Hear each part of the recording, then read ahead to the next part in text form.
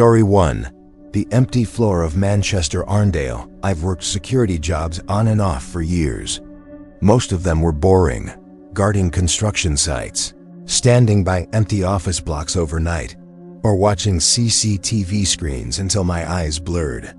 But one job in particular, a short-term contract at the Manchester Arndale shopping center, has stuck with me ever since. Not because it was exciting, but because of something that happened there. Something I still don't have an explanation for. The Arndale is huge. If you've been, you know what I mean. Multiple entrances, endless corridors, escalators, lifts, food courts, and a patchwork of old and new sections stitched together over decades. When it's packed with shoppers, it feels alive, buzzing with chatter, tills beeping, escalators humming. But when it's empty, completely locked down late at night, it's like a carcass, hollow, silent, but somehow watchful. I was on the night shift with one other guard, Alan, who'd been there for years. He was one of those men who looked permanently tired. Heavy-set, drooping eyes, gray stubble he never bothered shaving. On my first night, he gave me the tour. "Rule number 1, he said as we walked the service corridors behind the shops, his voice echoing.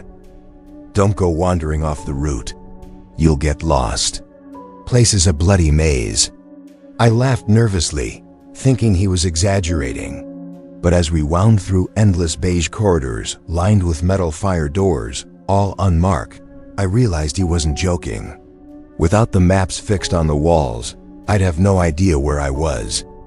Our main job was simple: patrol the building every couple of hours, check that all fire exits were locked, make sure no one had broken in, and keep an eye on the CCTV screens. Alan liked to sit in the control room, smoking roll-ups, so I ended up doing most of the walking. I didn't mind. I preferred moving around. Sitting alone in that little office with only the hum of monitors for company felt worse somehow. The weirdness started on my third night. I was doing a sweep of the upper floors, walking past shuttered clothing stores and dark food stalls, when I noticed one of the lifts was open. That wasn't unusual. The cleaners used them earlier, and sometimes the system glitched and they stayed open until reset. What was unusual was that the lift was lit up, as if it was waiting for someone. Curious, I stepped inside. The panel had the usual floor numbers, but between 2 and 3, there was a button I'd never noticed before. A small, unlabeled square, faintly illuminated. I stared at it for a while. I'd walked these halls for days now, and Alan's tour had been thorough. There wasn't supposed to be another floor. At first I thought maybe it was some kind of maintenance level, a service area not open to the public. Still, I felt a strange pull, like I shouldn't press it, but also like I couldn't leave without trying. My thumb hovered over the button. Then, before I could decide, the doors slid shut by themselves. The lift jolted. And to my disbelief, it started moving. Not up, not down, but sideways. I know that sounds insane, but the motion wasn't the usual smooth rise or fall. It rumbled, almost grinding, like we were being dragged horizontally through the walls of the mall itself. My stomach lurched. After maybe 20 seconds, the lift slowed and stopped. The doors opened. What I saw didn't make sense.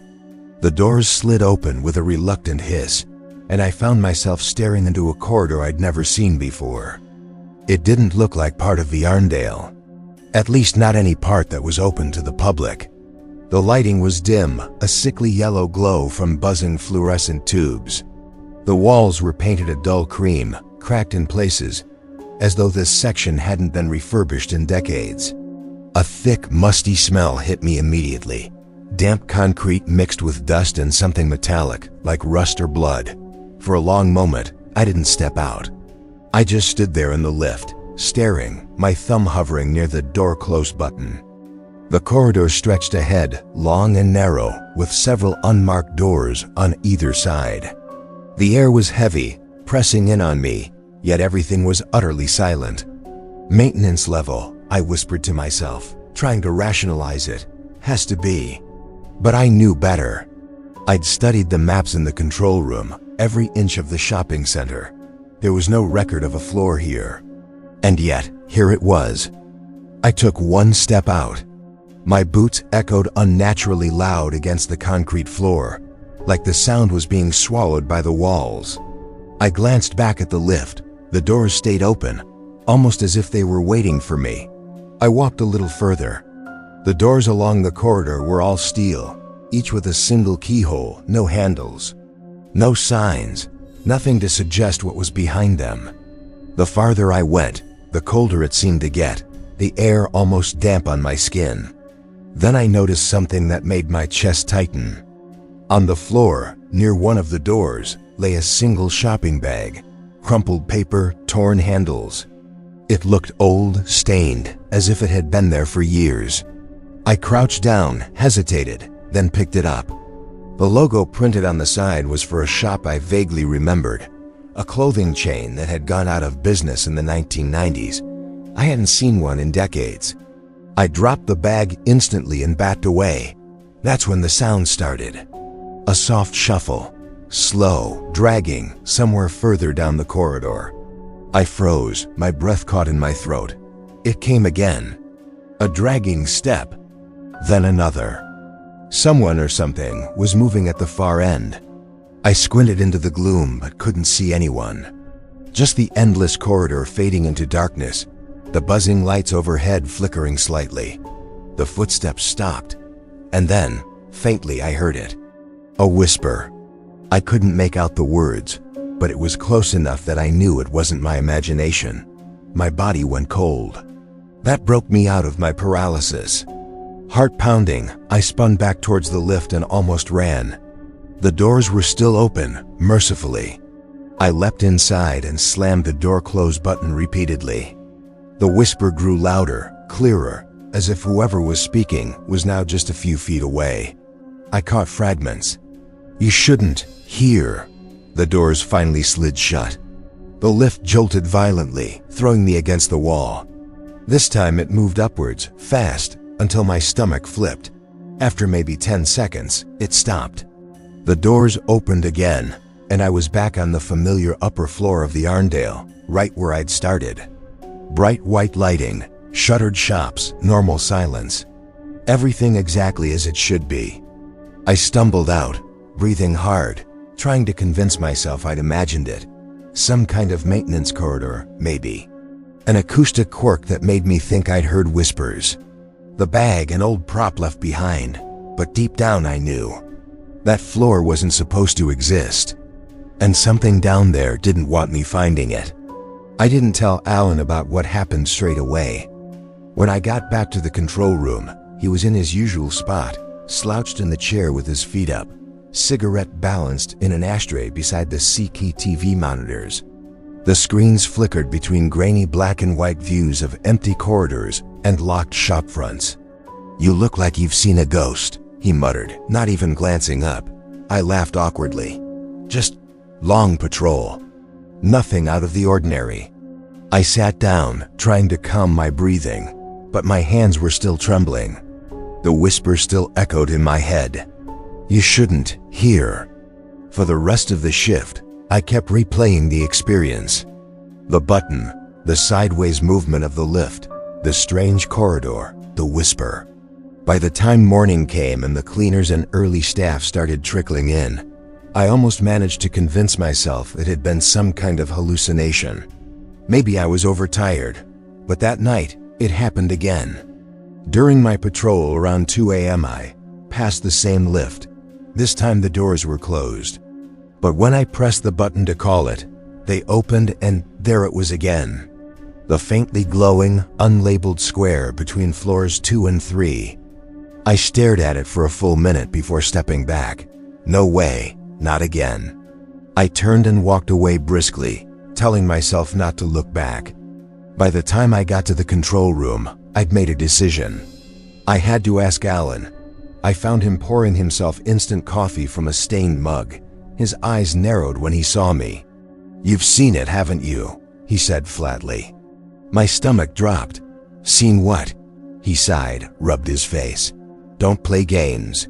"The lift." I froze. The hairs on my arms stood up. "You mean?" The extra button? He nodded slowly. For the first time since I'd met him, he looked nervous. His usual half-asleep expression was gone. "I thought they'd bricked it up years ago," he said quietly. "But every now and then, it comes back. What is it?" I asked, my voice barely steady. Alan took a long sip of his coffee, eyes on the floor. "No one knows for sure. Some say it's just an old service corridor they never finished. Others," he trailed off, shaking his head, "that's not to talk about it." I leaned forward. "I went there last night." His eyes snapped up to mine wide. "You went inside?" I nodded, swallowing hard.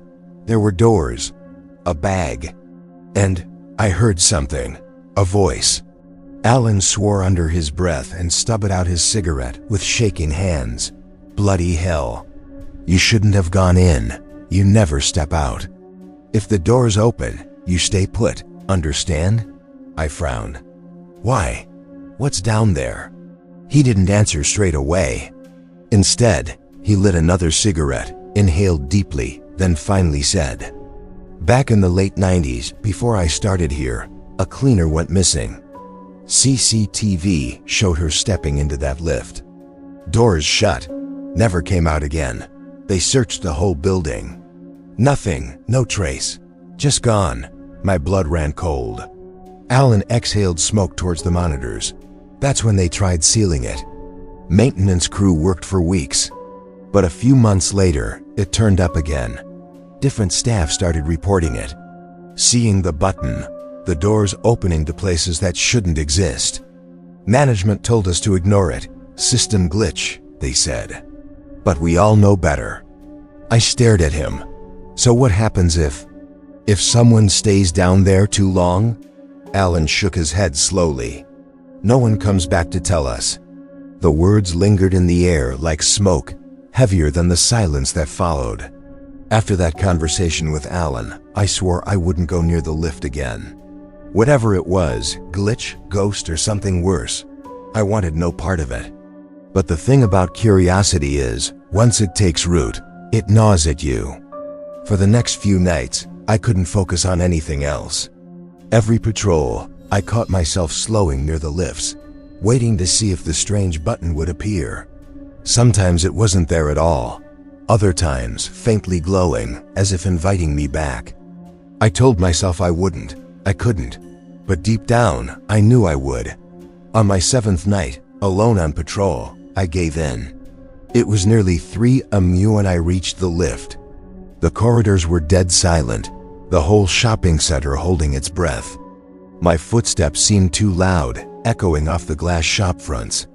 When I pressed the call button, the lift arrived instantly, doors sliding open with a mechanical sigh. And there it was, the unlabeled square between floors 2 and 3, glowing faintly. My pulse thundered in my ears. "This is stupid," I muttered.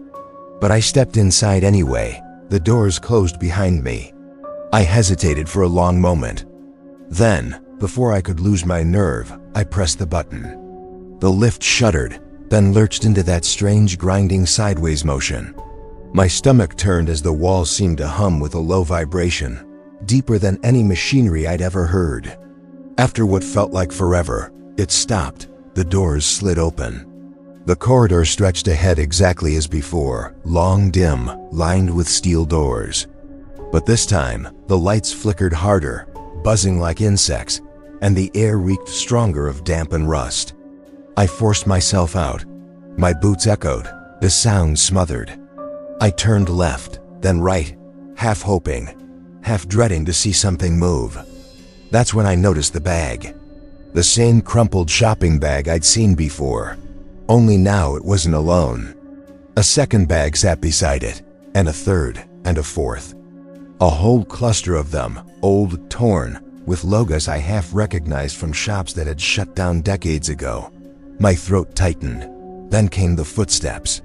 This time, they were closer, heavy, slow, deliberate. I spun towards the far end of the corridor. At first, nothing. Just the flickering light. But then, a shape. A figure stepped into view. It was tall, thin, dressed in something that looked like a cleaner's uniform, but filthy, ragged, the fabric eaten by age. Its face, God, its face was blurred, wrong somehow, like my eyes couldn't focus. But the outline of its mouth stretched far too wide. It stopped, tilted its head at me, as if studying. And then it whispered, "You shouldn't be here." The voice was the same as before, soft, rasping, as if it came from inside my skull. My whole body seized with cold. I stumbled backwards, heart hammering, until my back hit the lift frame. The figure began moving, slow at first, then faster, its dragging steps echoing in the corridor. I lunged into the lift, slammed the button panel. None of the floor numbers lit up.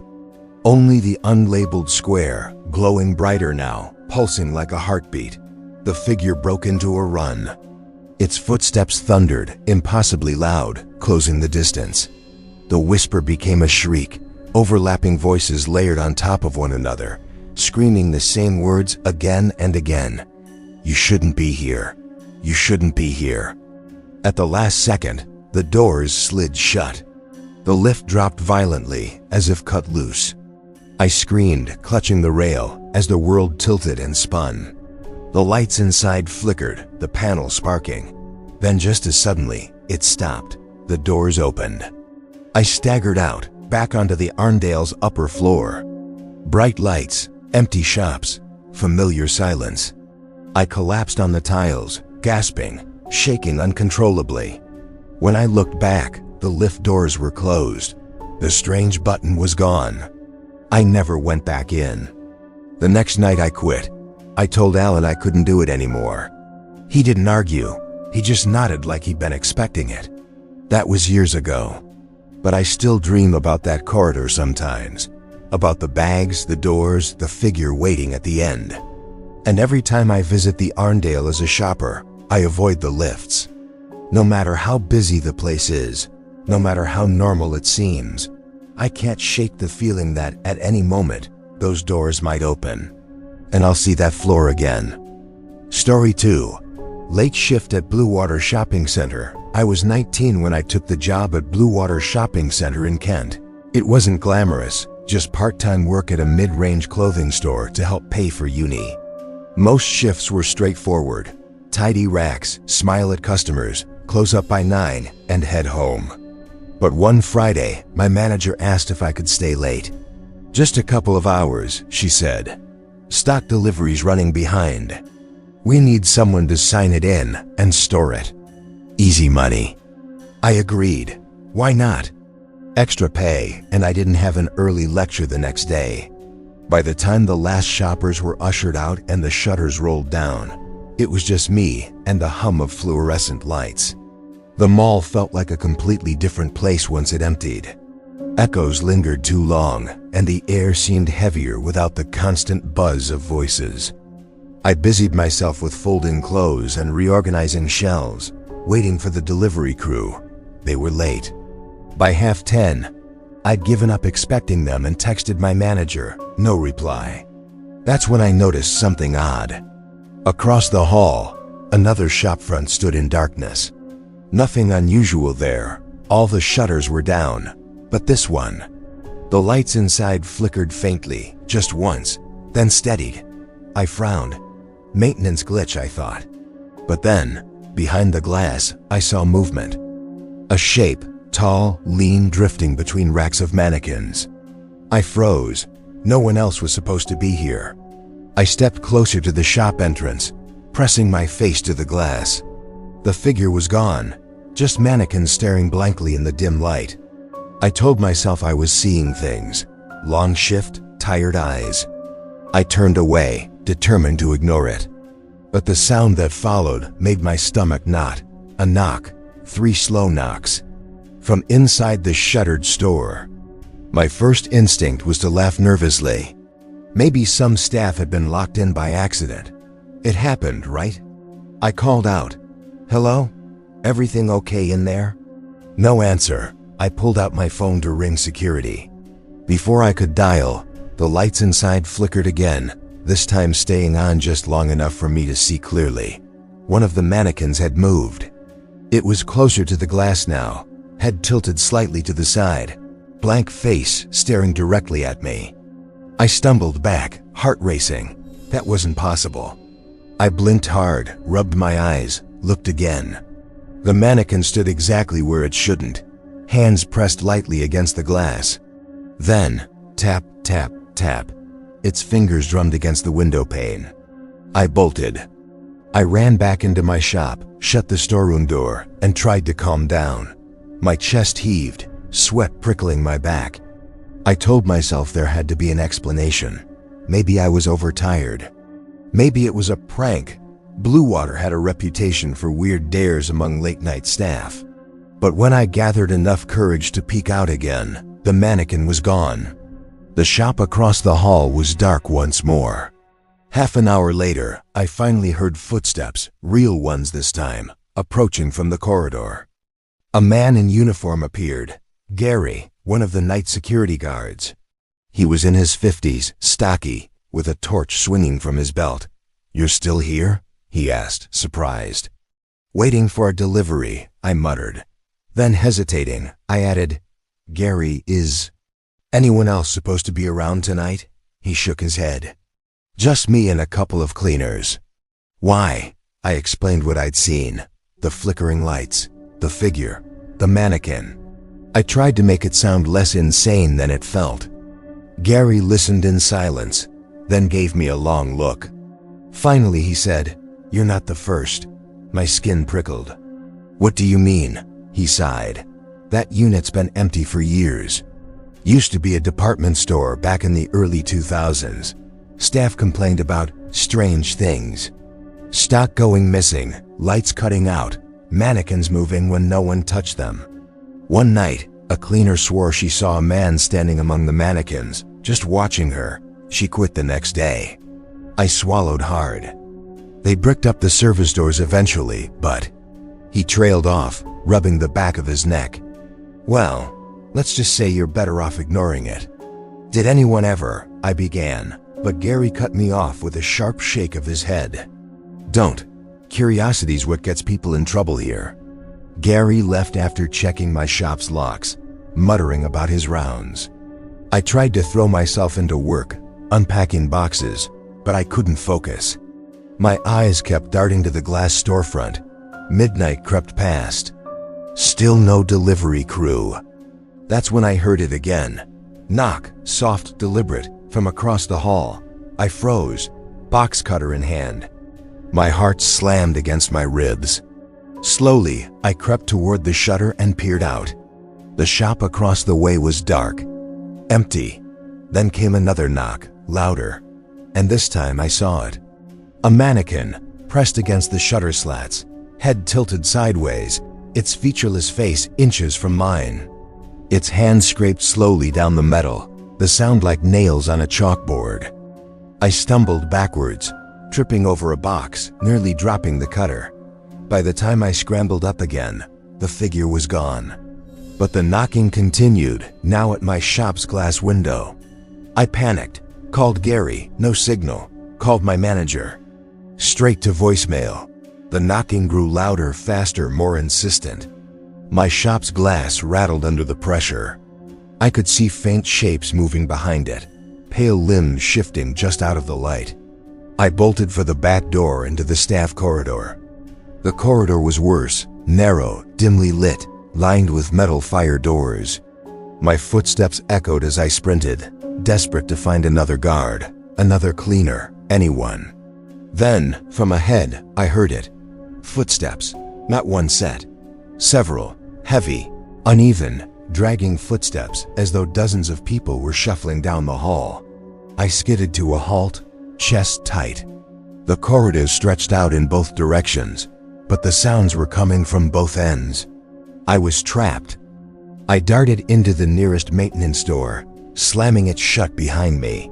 My torch flickered weakly, illuminating concrete walls and pipes. A service tunnel. I hurried deeper, hoping it led to another exit. The air grew colder. My breath fogged. The sound of footsteps echoed faintly behind me, and then I saw them. Mannequins. Dozens of them, scattered along the tunnel, propped against walls, slumped on the floor. Some broken, missing arms or legs, all of them facing the same direction, toward me. I inched forward, heart pounding, eyes darting. As I passed, I could swear their heads turned, following me. One of them whispered, "You shouldn't be here." I ran, sprinting blindly through the tunnel, past endless mannequins, their whispers rising in a chorus. "Join us. Join us." I burst into a wider chamber, an old stockroom. Dust and debris coated the floor. At the center stood a single mannequin, taller than the rest, arms outstretched as if waiting. Behind me, footsteps thundered. Dozens, maybe hundreds. The stockroom lights flickered violently. The walls seemed to close in. I backed away, sobbing, until my shoulder hit a door. I shoved it open and stumbled through, back into the main mall. Bright lights, clean floors, silent shops. Everything was normal. I collapsed onto the tiles, gasping for air. Shoppers passed by, giving me strange looks. Shoppers. It was daytime. The mall was open. Hours had passed without me realizing. Somehow, I'd lost the entire night. My manager found me sitting outside the shop, pale and trembling. "Where were you?" "Delivery came at 2 in the morning. Gary signed for it when he couldn't find you." I couldn't answer. I quit the job the next day. Even now, years later, I won't go near Blue Water at night. Because sometimes, when I walk past a shop window after dark, I swear I see them. Mannequins shifting slightly when no one's watching, faces tilted just enough to follow me. And if you ever find yourself alone in Blue Water after closing, don't look too long into the glass, because they'll look back. Story 3. The Phantom of Eldon Square. Newcastle. I'd been working at Eldon Square Shopping Center in Newcastle for nearly a year. It wasn't bad. A steady job at a shoe shop, close to home, predictable hours. But everyone on staff knew about the rumors. Whispers of strange sounds in the service tunnels, shadows that moved against the light, a ghostly figure haunting the upper levels long after closing. Most of us laughed it off. Malls always had stories like that. Too many echoing corridors, too many sleepless shifts. Then came the night I got stuck on closing duty alone. It was February, bitterly cold outside. The kind of night where the wind seemed to crawl through your clothes, no matter how fast you walked. The last customers shuffled out, the shutters rolled down, and the mall fell into silence. I counted the till, locked the register, and grabbed my bag. All I had to do was hand in the keys to security, and I'd be free. But when I reached the staff corridor, the lights above me flickered. One by one, the fluorescent strips buzzed out, plunging the hall into semi-darkness. That's when I heard it. Footsteps. Not echoing from behind where I'd come, but ahead. Slow, deliberate, heels clicking against tile. Someone else was in the closed mall. At first, I thought it was a cleaner. Staff weren't unusual this late. But as I rounded the corner, my breath caught. A woman stood at the far end of the hall, tall and slim, dressed entirely in black. A veil covered her face. She didn't move, didn't speak. Just stood there, head tilted slightly, as though listening. Hello?" My voice cracked in the silence. She didn't respond. Instead, she raised one hand slowly and with a stiff, unnatural motion, pointed directly at me. I stumbled back, pulse hammering. My first thought was prank, some elaborate dare among night staff. But the air grew colder as I stared at her, the fluorescent lights above buzzing violently until they all went out at once. When they flickered back on, she was gone. Shaken, I decided to take the long way round through the food court to reach the security office. It was brighter there, and I needed light. The food court after hours was uncanny. Chairs stacked on tables, bins overflowing, the smell of stale grease lingering in the air. My footsteps echoed unnaturally loud. Halfway across, I froze. A single tray sat on one of the tables, as though abandoned mid-meal. Burger box open, chips scattered, drink half full. I glanced around nervously. Everything else was clean and shut down. Why would this one table be different? That's when the drink cup slid an inch across the table. By itself. I backed away slowly, eyes locked on the tray. A fry lifted into the air, dangled for a second as though pinched by invisible fingers, then dropped to the floor. The sound of heels clicking returned, echoing through the food court. I spun. The woman in black stood at the far end of the court, veil swaying gently though there was no breeze. This time she was closer. I bolted for the nearest staff-only door and shoved myself into the service tunnels. They were narrow, concrete-walled, lit by humming bulbs that seemed ready to die at any second. My footsteps pounded as I ran, bag thumping against my side. The tunnels twisted and branched. I'd walked them dozens of times during normal hours, but at night they felt endless, confusing. Behind me, the sound followed. Heels, click, click, click, steady, unhurried. I forced myself faster, lungs burning. I didn't dare look back. Finally, I spotted a green exit sign ahead. Relief surged, until the light above me popped with a sharp crack, plunging me into darkness. The click of heels stopped, silence stretched. My own breath rasped loud in my ears. Then, directly behind me, a whisper. "Stay." I screamed and sprinted blindly toward the exit sign. Bursting through the door, I stumbled into the security office, gasping for air. 2 guards jumped up, startled. One grabbed my arm, steadying me. "Jesus, what happened?" he demanded. I tried to explain, words tumbling over each other. The woman in black, the food court, the tunnels. They exchanged uneasy glances. Finally, the older guard, Malcolm, sighed heavily. "You saw her then?" My blood ran cold. "You know about her?" He nodded. "Every few months, someone does. Cleaner, staff, even a guard once. Always the same, tall woman, dressed in black, face covered. She follows you, points at you, whispers. Doesn't matter where in the center you are. Who is she?" I whispered. Malcolm's gaze drifted toward the CCTV monitors, their screens flickering. Local legend says the mall was built over an old burial site. Digging disturbed something best left alone. They say she's mourning, looking for someone. And once she points at you, he didn't finish. The other guard tried to reassure me, offered me water, told me to sit. But I couldn't shake the dread crawling under my skin. Then the CCTV screen in front of us flickered. Camera 14, the food court. She was there. Standing perfectly still in the center of the court, head tilted back, veil hiding her face. All 3 of us froze. Her head snapped toward the camera. The feed went black. An instant later, the sound of heels echoed outside the office door. "Click, click, lock it," Malcolm barked.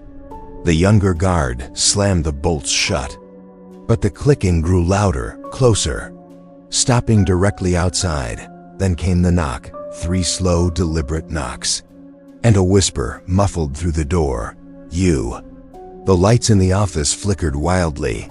The CCTV feed scrambled, showing fragments of corridors, empty shops. Then her, always her, standing closer and closer to the camera. I clutched the desk, trembling. What does she want? Malcolm's face was pale. Someone to take with her. The door handle rattled. The younger guard swore, drawing his baton. Then silence.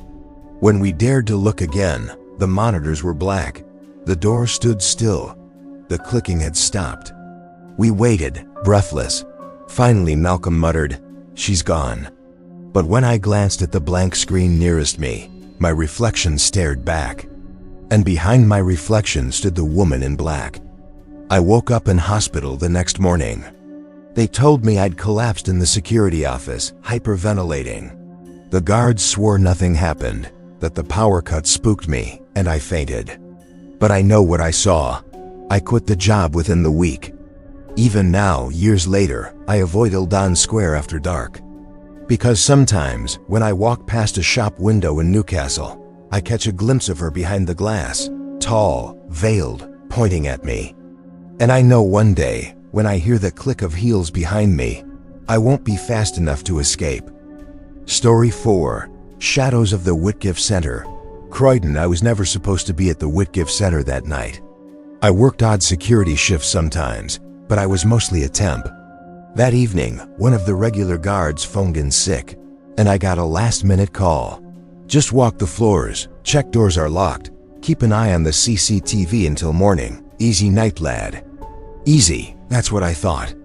The Whitgift Center was huge, a sprawling maze of old and new sections stitched together over decades.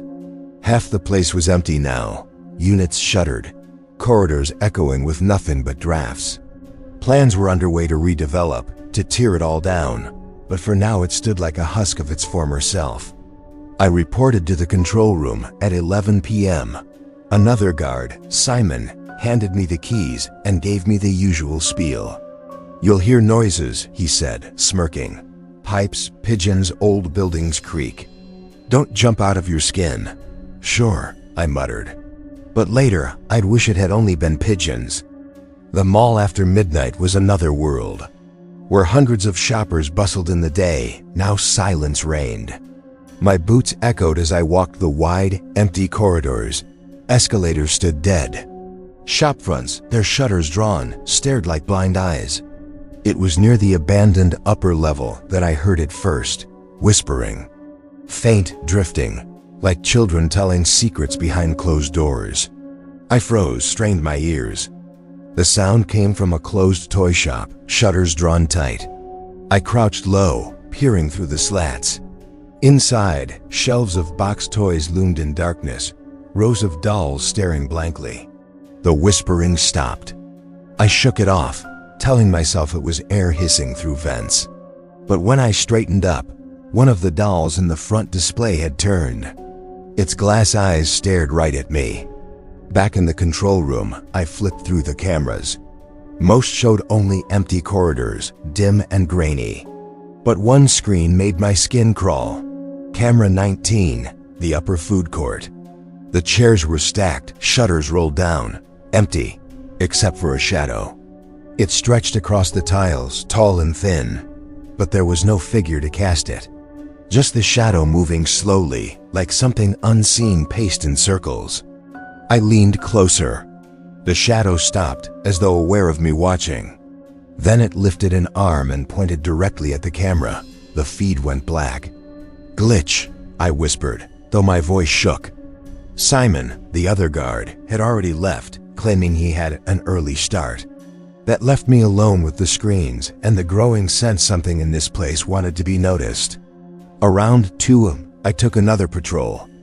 I passed the central lift, its doors shut, its screen dark. The thing hadn't worked in months. But as I walked past, the floor indicator lit up. B1, B2, then B3. There was no B3 in Whitgift Center. The lift dinged. The doors slid open.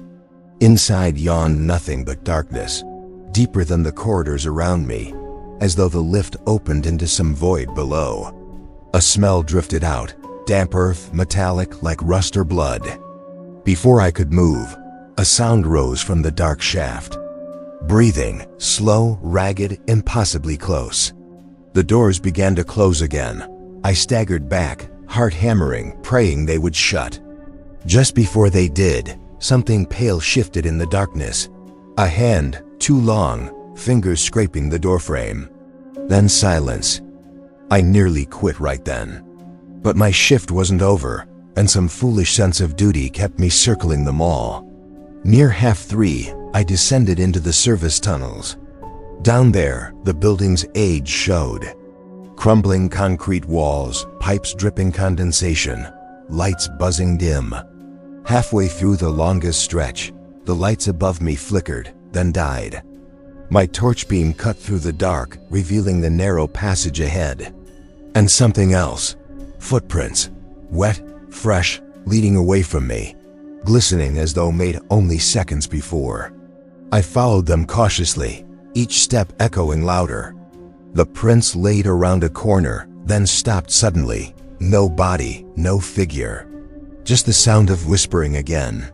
This time directly in my ear. I bolted, stumbling through the tunnels until I burst into the ground floor concourse. My torch shook in my hand, its beam catching on shuttered stores, and then I saw her. At the far end of the hall, under a dead skylight, stood a figure. A woman, or what resembled one. Her dress was old-fashioned, tattered. Her hair hung in black strands over her face. She didn't move, didn't breathe. But her shadow stretched across the floor, unnaturally long, reaching for me. "Who's there?" My voice cracked. She tilted her head, strands of hair swaying. Slowly, impossibly slowly, she lifted an arm and pointed, not at me, at the lift behind me. The ding echoed. The doors slid open again. I didn't want to look. Every instinct screamed not to. But I turned. The lift yawned black once more, the B3 glowing red.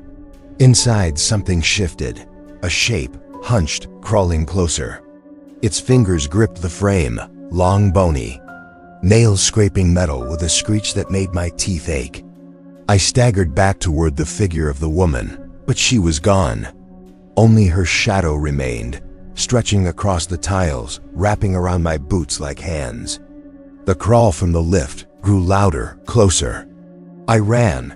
By the time I slammed the control room door shut, I was sobbing. The monitors flickered, static buzzing. For a moment they showed only emptiness. Then one by one, each camera revealed her, the woman. Standing in every corridor, outside every shutter, closer and closer with each feed. Her face, when it finally showed, was nothing but a hollow void. Then all screens went black, leaving only my reflection staring back.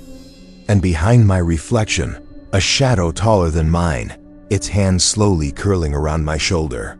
I woke at dawn, slumped over the control desk. The mall was bright, bustling with staff arriving to open. No shadow, no woman, just silence. I tried to tell Simon what I'd seen, but he laughed, said the night shifts mess with your head. Yet when I checked camera 19's recording, the feed cut out precisely when the shadow pointed. Hours of black tape until morning. I never went back after that. But sometimes, in quiet places, a car park at night, a dark hallway, I hear the ding of a lift. And I know, if I ever step inside, it won't take me to any floor that exists in this world.